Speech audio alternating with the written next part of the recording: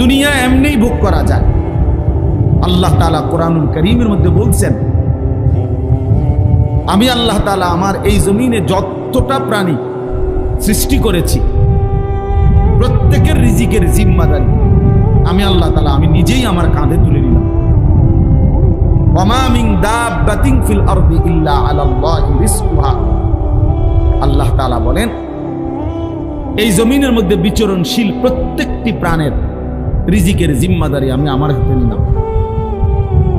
লা নাসআলুকা রিজকা। আরেক আয়াতে আল্লাহ বলে, আমি তোমাদের কারো কাছে এই সৃষ্টি জগৎকে রিজিক দিতে কারো সাহায্য চাই না, কেউ আমারে সহযোগিতা করতে হবে না।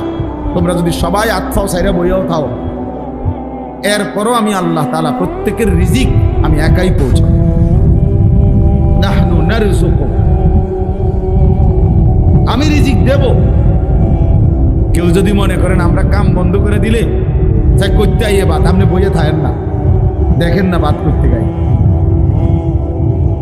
আপনি দেখেন এই পৃথিবীর লক্ষ লক্ষ কোটি কোটি অন্ধ, বোবা, বধির, প্যারালাইজড, পঙ্গু, এরা কেমনে ভাত খায়? তাই এরা কেমনে খায়?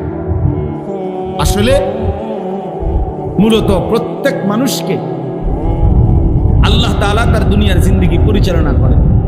এজন্য আপনি যদি বলেন যে আমি বসে থাকবো, চাই কোত্থেকে বাদ দেয় না, আপনি বসে থাকতে পারতেন না। তো আপনি তো আপনার নিয়ন্ত্রণে না, আপনি তো আল্লাহ তাআলার নিয়ন্ত্রণে।